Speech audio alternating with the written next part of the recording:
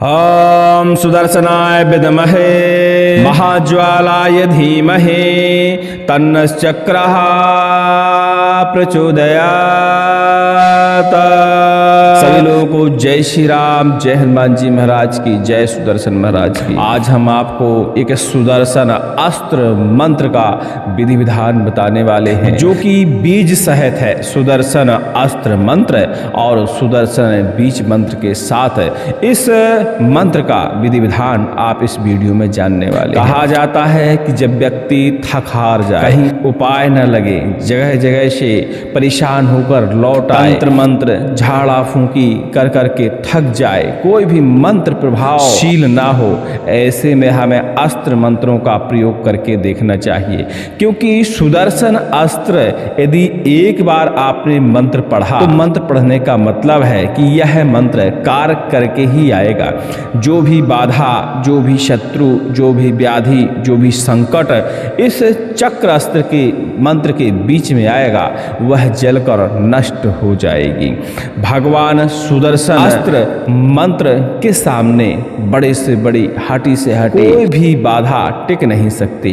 कई लोग परेशान रहते हैं, शत्रु के द्वारा भेजे गए तंत्र मंत्र, टोना टोटका प्रवाह से परेशान रहते हैं। सुदर्शन अस्त्र मंत्र के प्रयोग से मात्र एक ही बार आपको इस मंत्र का प्रयोग करना है, बड़ी सावधानी के साथ, और शत्रु के द्वारा किसी भी तरह की बाधा भेजी गई हो वह नष्ट हो जाती है। कई तरह के बंधन हमारे जीवन में लगा दिए जाते हैं, बुद्धि का बंधन, व्यापार का बंधन, यहाँ तक कि प्यार का बंधन, उच्चाटन, मारण, मूठ, वशीकरण, किसी भी तरह की परविद्या हो इस अस्त्र मंत्र के सामने टिक नहीं सकते। सिर्फ एक बार पठन करने से, एक बार मंत्र के प्रयोग करने से ये तमाम प्रकार की दुष्ट विद्याएं समाप्त हो जाती हैं।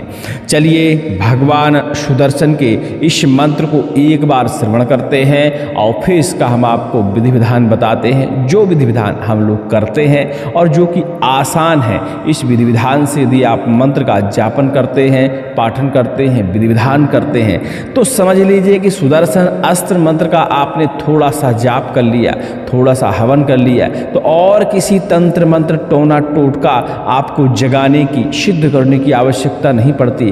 क्योंकि यह एक शत्रु विनाशक मंत्र भी है, रोग विनाशक मंत्र भी है, प्रेत तंत्र विनाशक मंत्र भी है, बंधन काट मंत्र है। कहा जाए तो हर प्रकार की व्याधि के ऊपर यह मंत्र प्रहार करता है। शत्रु के ऊपर तो ऐसा प्रहार करता है कि सही विधि विधान से यदि इस मंत्र को शत्रु के ऊपर छोड़ दिया जाए तो कुछ ही सेकंड लगता है और शत्रु निस्त नाबूद हो जाता है।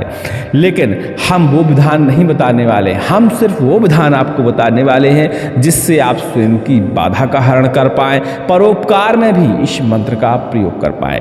वैसे जिस मंत्र का हम प्रयोग आपको बताने वाले हैं, यह एक मंत्र संगम है। इसमें सुदर्शन अस्त्र मंत्र है, सुदर्शन गायत्री है और सुदर्शन बीज कवच भी साथ में शामिल है। और जब इस संगम को आप एक साथ प्रयोग करते हैं, बरम, खब्बीस, मसान, जिन, बैताल, चुड़ैल, डायन, डाकनी, शाकनी, किसी भी प्रकार की बाधा हो वह निस्त नाबूद हो जाती है। इसीलिए हमने कहा जब आप थक हार जाएं, आपका बस ना चले, कोई उपाय ना लगे, तब सुदर्शन अस्त्र को इस सुदर्शन बीज कवच के साथ आप प्रयोग करें। समझ लीजिए बाधा हमेशा के लिए ही समाप्त हो जाएगी, भागेगी नहीं, समाप्त ही हो जाएगी।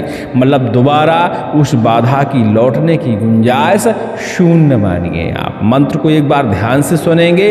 लगातार मंत्र को श्रवण करने के लिए डिस्क्रिप्शन में सबसे ऊपर ही लिंक मिलेगी, उस लिंक पर क्लिक करके मंत्र को आप लगातार श्रवण कर सकते हैं। क्योंकि यह मंत्र सुनने से तुरंत ही प्रभाव दिखाता है। और आजमाइश के लिए यदि आप किसी विशेष रोग के कष्ट में हैं, भूत प्रेत बाधा के कष्ट में हैं, तंत्र है, नजर है, टोना है, टोटका है, यहाँ तक कि मारण, मूढ़, वशीकरण की बाधा आपके ऊपर प्रयोग करी गई है, इस मंत्र को मात्र 10 मिनट आप श्रवण कर लीजिए। और 10 मिनट श्रवण करने के बाद थोड़ा सा जल अपने हाथ में ले लीजिए, भगवान सुदर्शन का, भगवान नारायण का, भगवान विष्णु का ध्यान ध्यान करते हुए अपने ऊपर जल का छिड़काव कर लीजिए, एक बूंद जल का पान कर लीजिए। जैसे ही आपकी जबान से एक बूंद पानी का स्पर्श होगा, पूरे शरीर में करंट की गति से आराम लगेगा और बाधाएं दूर हो जाएंगी। ऐसा आप बिना जप तप किए हुए ही आजमाइश इस मंत्र की कर सकते हैं। मंत्र आपको निराश बिल्कुल नहीं करेगा। और वैसे भी यह मंत्र लगातार श्रवण करते रहने से आपकी बाधाओं को धीरे धीरे जलाकर राख कर देता है। क्योंकि बहुत सारे ऐसे लोग होते हैं जो जप नहीं कर सकते, तप नहीं कर सकते, पाठ नहीं कर सकते, सिद्धि नहीं कर सकते, साधना नहीं कर सकते, क्योंकि या तो वो अस्वस्थ हैं या पारिवारिक व्यवस्थाओं के चलते इतने व्यस्त हैं कि वो पूजा पाठ पर भी ध्यान नहीं दे पाते, लेकिन परेशान हैं, कष्ट में उनकी जिंदगी बीत रही है। ऐसे लोगों को श्रवण करके ही लाभ लेना चाहिए। तो भैया ध्यान से डिस्क्रिप्शन में सबसे ऊपर ही आपको लिंक मिलेगी, उस लिंक पर क्लिक करके इस मंत्र को लगातार आप श्रवण करिए। और हमारे मंत्र से किसी को 1% भी फायदा हो जाए, ऐसे व्यक्तियों से अनुरोध है कि एक कमेंट जरूर करें, चैनल को सब्सक्राइब करें और वीडियो को लाइक कर दें, ताकि लोगों के मन में जिज्ञासा हो और वो भी इस मंत्र का प्रयोग करके स्वयं की बाधा का हरण कर पाए और परोपकार में भी इस मंत्र का प्रयोग कर पाए, जिससे उन्हें पुण्य की प्राप्ति हो, मुझे भी पुण्य की प्राप्ति हो। वो आपने यदि कमेंट किया तो आपको भी पुण्य की प्राप्ति होगी, क्योंकि आपकी कमेंट की वजह से उसके मन में जिज्ञासा प्रकट हुई कि इस मंत्र को मुझे भी सुनना चाहिए। ठीक है, चलिए मंत्र को ध्यान से सुनेंगे। ओम नमो भगवते सुदर्शनाय भो भो सुदर्शनम दुष्टम दाराय दाराय दूरतम हन हन पापम ददाय रोगम मर्दाय मर्दाय आरोग्यम कुरकुरो। ओम ह्राम राम ह्रीं ह्रीं रोम रोम फट फट दाह दाह हन हन भीषे भीषे स्वाहा।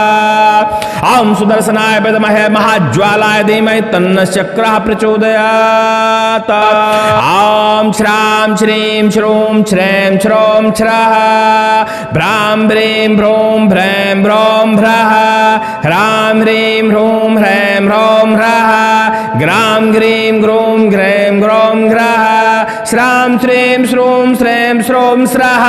ओम सुदर्शनाय विद्महे महाज्वालाय धीमहि तन्नः चक्रः प्रचोदयात्।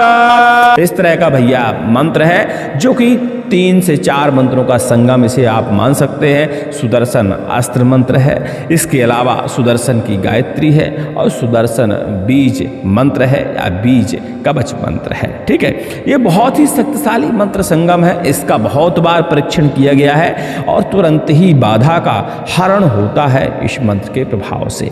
पहले तो मंत्र को कंठस्थ करिए। और कंठस्थ कैसे करिए भैया? श्रवण करते हुए कंठस्थ करिए। तो हमने जैसे कि बताया, लिंक पर क्लिक करिएगा तो लंबा आपको इसका श्रवण होगा, आधा से 1 घंटे का।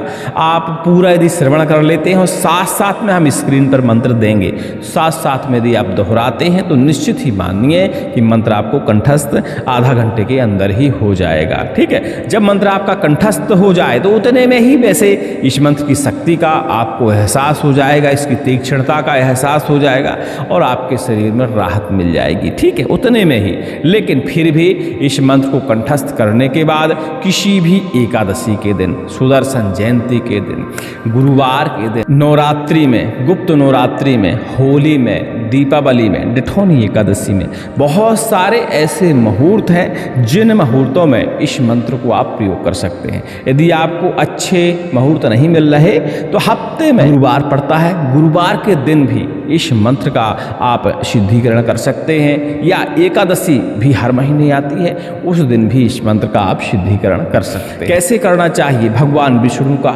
चित्र आप स्थापित कर लीजिए, भगवान सुदर्शन का चित्र स्थापित कर लीजिए और विधिवत भगवान विष्णु का पूजन करिए। सर्वप्रथम उन्हें कुशा के सहारे स्नान कराइए, वस्त्र अर्पण करिए, पीले वस्त्र अर्पण करिए, तिलक करिए, पुष्प अर्पण करिए, प्रयास करिए कि पीले पुष्प आप अर्पण कर पाएं। इसके बाद धूप दीप नैवेद्य, ये सारी चीज़ें भगवान विष्णु को अर्पण करके केले का प्रसाद अर्पण करिए, लड्डू का प्रसाद अर्पण करिए, मिश्री का भोग लगाइए। सामने आप बैठ जाइए, कमलगट्टे की माला ले लीजिए हाथ में और कमलगट्टे की माला लेकर इस मंत्र का मात्र 108 बार पाठन करिए। मात्र 108 बार पाठन करने के बाद इस मंत्र की ऊर्जा एक्टिव हो जाती है। 108 बार पाठन करते हुए कम से कम 11 आहुतियाँ अग्निकुंड में आप इसी मंत्र के सहारे डालकर इस मंत्र का हाप सिद्धिकरण कर सकते हैं। मतलब आप काम चलाऊ इस मंत्र में सिद्धि पा सकते हैं।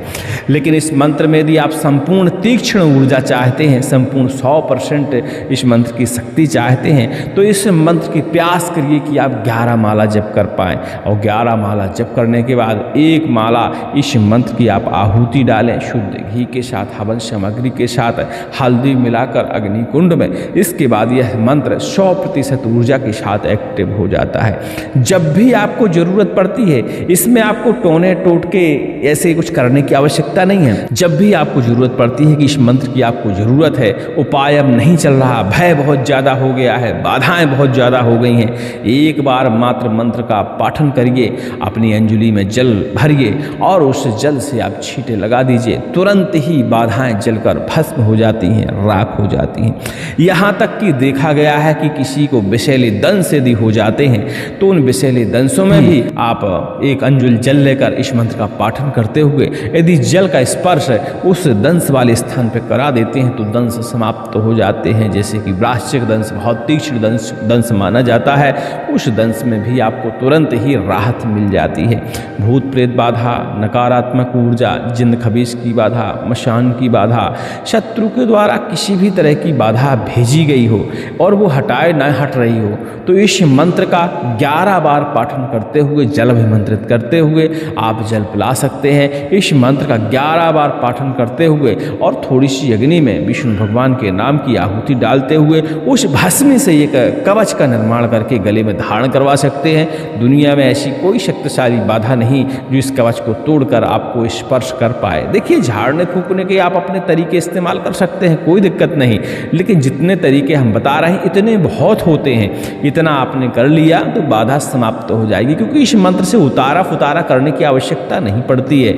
आपको सिर्फ मंत्र का पाठन करना है, जल के छींटे लगा देना है, बस काफ़ी है। ज़्यादा हुआ तो भस्मी आप अभिमंत्रित करके खिला सकते हैं, पिला सकते हैं। तुरंत ही खिलाई पिलाई बाधाएं तक इस मंत्र के प्रभाव से हट जाती हैं, कट जाती हैं। हाँ, इस मंत्र का शत्रु विनाश में भी प्रयोग किया जाता है। उसका विधि विधान जानने के लिए आप कमेंट करिएगा या टेलीग्राम में संपर्क कर लीजिएगा या फ़ोन लगा लीजिएगा भैया मैं, तो वो शत्रु विनाशक विधि विधान हम आपको बता देंगे, क्योंकि वो यूट्यूब में डालने लायक नहीं होता। अस्त्र मंत्र इतने खतरनाक और शक्तिशाली मंत्र होते हैं कि तुरंत ही प्रभाव दिखा देते हैं और कई बार लोग इन मंत्रों के चक्कर में पाप के भागी बन जाते हैं। तो भैया ऐसा न करिए, हमेशा परोपकार की भावना रखिए और इन मंत्रों का सही इस्तेमाल करिए। हमेशा दूसरों का भला करने में प्रयोग करिए, तभी ये मंत्र कार्यशील होते हैं। और जब लोगों का नुकसान हेतु इन मंत्रों का आप प्रयोग करने का प्रयास करते हैं तो ये मंत्र कार्य तो करते ही नहीं है, साथ में हमारे मन को, बुद्धि को भी क्षति पहुंचती है, शरीर को भी क्षति पहुंचती है। उम्मीद करते हैं हमारी सारी बात को आप समझ गए होंगे। अधिक जानकारी के लिए संपर्क कर लीजिएगा टेलीग्राम के माध्यम से या कमेंट के माध्यम से। और जैसे कि हमने कहा, यदि हमारे मंत्र से 1% भी किसी को लाभ हुआ हो, ऐसे व्यक्तियों से आग्रह है कि ये कमेंट जरूर करें। सभी को जय श्री राम, जय हनुमान जी महाराज।